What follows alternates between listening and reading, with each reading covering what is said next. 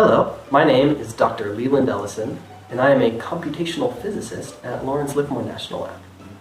What does that mean? In short, it means that I get to use the second largest computer in the world to simulate what happens at the #1 largest laser facility. In this video, I also have 2 science demonstrations for you. In the first one, I'll be teaching you a cool little physics trick for telling whether or not an egg has been hard-boiled without cracking it open.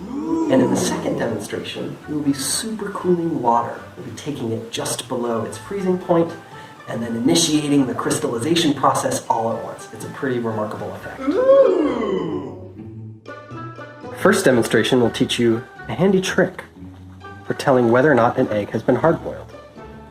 There, I have an assortment of fresh, not boiled at all eggs.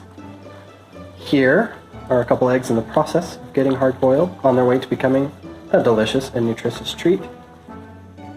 And there's the cat.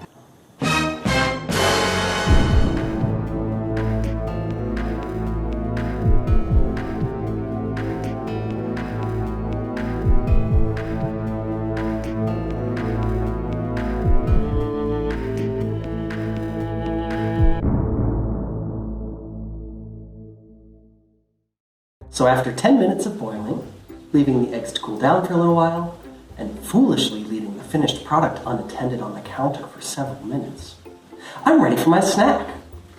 Now, as everyone knows, the proper way to eat a hard-boiled egg is with a little mayonnaise. I like to just apply it straight on the shell on the outside. I find that leaving the shell on gives me a nice crunch. We need a pinch of salt, et finalement, a little crack of pepper. Bon appetit!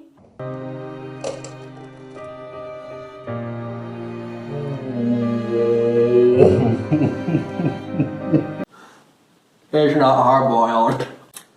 So, we've learned a difficult lesson today. So what could we have done to prevent such a catastrophic accident from having taken place? From the outside, it is extremely difficult to tell whether an egg has been hard-boiled or not. They look pretty much the same. They're the same weight, no mass has escaped. If we cooled it down after we cooked them, then they're both going to be cold. But here's a cool trick. Here's an egg. I won't tell you which one it is. Let's see what happens when we spin it. Spins remarkably well. Look at it go, look at it go. On the other hand, let's try egg number 2. That one didn't spin so well. Let's try them both up on their end. Spins quite a bit. Almost instantaneously stops. Take a minute and think to yourself, which of these do you think is hard-boiled and which one is not? So imagine that you're a soft yolk, nice round, heavy, dense piece of mass sitting inside the egg. As you get spun around, you're going to slosh back and forth, you're going to change what position you're in. It's that sloshing that makes the spinning so irregular in a fresh egg. One that does not spin as well is not hard-boiled.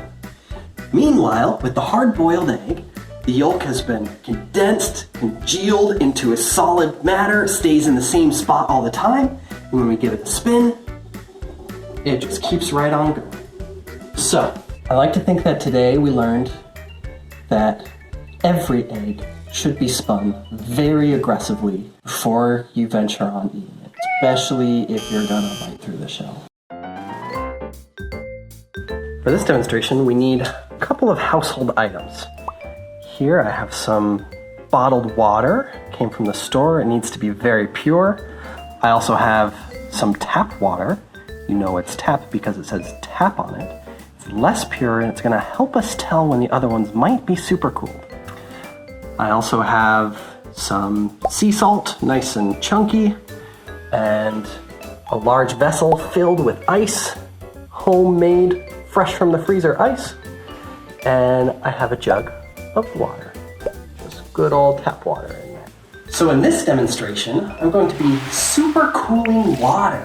That means we take water and cool it down below its normal freezing point 32 degrees Fahrenheit. And if the water is extremely pure, then we can get it back cold without forming that crystalline solid ice structure. But if we give it a good smack, we can initiate that crystallization process all at once, and it's a pretty interesting effect. So let's get started.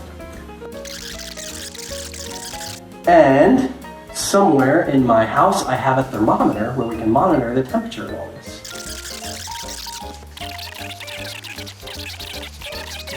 Peel away some of the ice to see if my control tap water bottle has started to crystallize yet. Doesn't look like it, so let's keep waiting. Atticus is getting bored. Very sleepy. So my ice bath started to warm up. The water was getting to be 28, 29 degrees, and I didn't see any signs of freezing. So what I've actually done is taken them out and just put them in the freezer. I don't think they were going to freeze in the ice bath, as long as they were kind of at the same temperature when I put them in the freezer here. I should be able to tell when the pure water is super cooled based on when the tap water bottle gets frozen. So let's wait and see what happens. Alright, so they've been in the freezer for about an hour after the ice bath. And would you look at that, one of them over on the right here is rock solid, and the other one is not.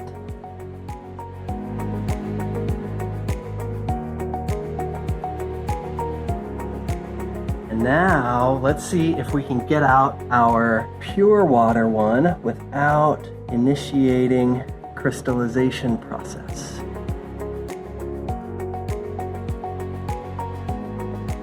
I'm really excited. I've never tried this before. You can see it's still in the liquid state.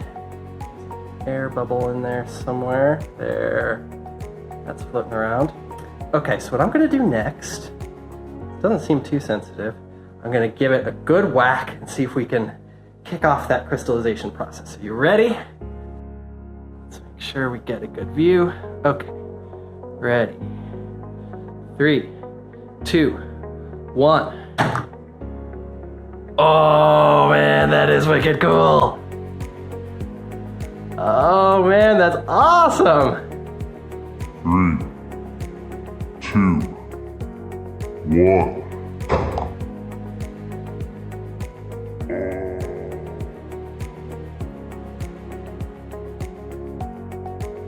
Wow. So it got seated up by the cap, and you could just watch that crystal structure form around the outside. So I don't know about you, but I've learned a lot today.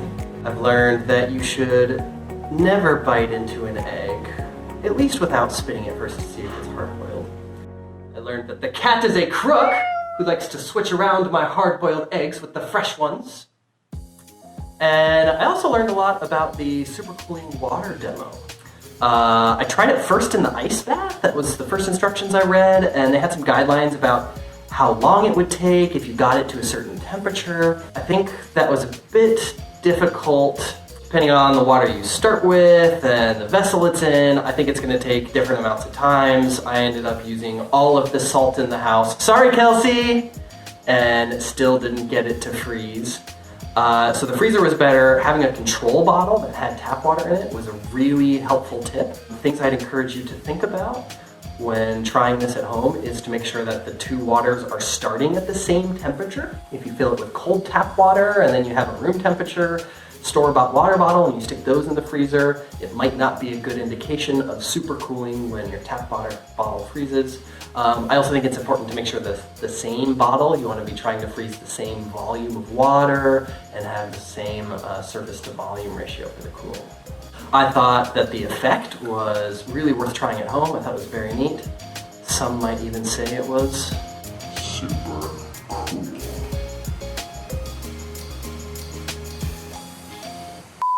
So now that you've heard how exciting it can be to be a physicist, some of you might be wondering what it takes to go into a career in science.